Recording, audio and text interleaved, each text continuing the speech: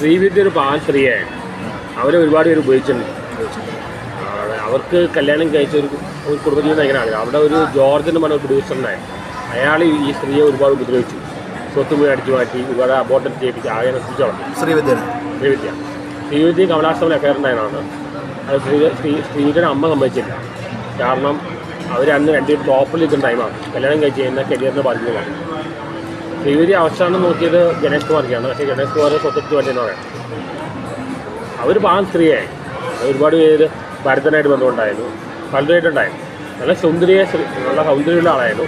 ഇത് അവർക്ക് life partner കിട്ടിയിട്ടില്ല. അവർ ആഗ്രഹിച്ച ഒരു ലൈഫ് പാർട്ണർ കിട്ടിയിട്ടില്ല. നല്ല ശാലീനതയുള്ള ആളാണ്. അവരെ ഭയങ്കര നിഷ്കളങ്കയായി പോയി. അതാ സംബന്ധിച്ചത് അവരുടെ ജീവിതം ദുരന്തമായി. നല്ല നടിയായി. ഇപ്പോഴത്തെ നടിമാരിൽ അങ്ങനെ വിഷയമൊന്നുമില്ലല്ലോ. ഇപ്പോഴത്തെ നടിമാർ വളരെ ബോൾഡാണ്. കാരണം അവർക്ക് വിദ്യാഭ്യാസമുണ്ട്, ജോലിയെല്ലാം കിട്ടും. അപ്പോൾ അവർക്ക് ഇത് നിൽക്കേണ്ട ആവശ്യം. പഴയ നടിമാർക്ക് വിദ്യാഭ്യാസവും ഇല്ല, പ്രാരാബ്ദവും ഉണ്ടാകും. അപ്പോൾ അവർക്ക് പണി കൊടുക്കാൻ നിവൃത്തിയില്ല.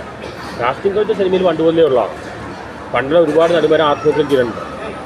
ഇവരെ നോക്കിയ നടിമാരുടെ ജീവിതം കഷ്ടമാണ്. കാരണം ഇവരെ എന്തായാലും പഴം കൊടുക്കും. പിന്നെ ഇവർ കഷ്ടപ്പെട്ട് കാശിലാകും മുഴുവൻ ഇവരുടെ റിലേറ്റീവ്സും ഉണ്ട്, ബന്ധുക്കളും ഉണ്ട്. ഇതിൽ വെറുതെ കഷ്ടപ്പെടും.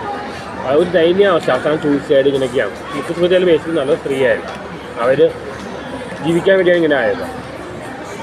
കാസ്റ്റിംഗ് വെച്ച് ഇപ്പോൾ കുറച്ച് കുറവുണ്ട്. കാരണം ഇപ്പോൾ ആൾക്കാർക്ക് പേടിയുണ്ട്. പണ്ടത് വളരെ വ്യാപകമായി. കാസ്റ്റിംഗ് കോച്ച് നിത്യമയുടെ എടുത്ത് പറയുകയാണ്. കാസ്റ്റിംഗ് കോച്ച് കേട്ടിട്ടില്ല അങ്ങനെ സംഭവം. തെലുങ്ക് ഇൻഡസ്ട്രിയിലാണ് ഏറ്റവും കൂടുതൽ കാസ്റ്റിംഗ് കോച്ച്. മ്യൂച്വൽ എഗ്രിമെൻറ്റ് ചെയ്യാനും കുഴപ്പമില്ല, നിർബന്ധിക്കപ്പേ പ്രശ്നമുള്ളൂ. ഇവിടെ നിയമ കമ്മിറ്റിയിലും നിർബന്ധിച്ചപ്പേ പ്രശ്നമായിരുന്നു. മ്യൂച്വൽ എഗ്രിമെൻ്റ് ആണെങ്കിൽ ഇന്ത്യയിൽ ശിക്ഷയില്ല, പണിക്കൊണ്ട് വന്നില്ല. ഇതുകാലം നിർബന്ധിക്കുകയാണ്. ചില ഇക്കന്മാരിൽ ഭയങ്കര നിർബന്ധിക്കലാണ്. നിർബന്ധിക്കുക അവിടെയാണ് പ്രശ്നം വരുന്നത്. ഒരു പുരുഷനോ സ്ത്രീയും മ്യൂച്വൽ എഗ്രിമെൻറ്റ് ചെയ്യുന്നത് കുഴപ്പമില്ല. പക്ഷേ ഒരാൾ നിർബന്ധിക്കാനാണ് പ്രശ്നം വരുന്നത്. ഓക്കെ.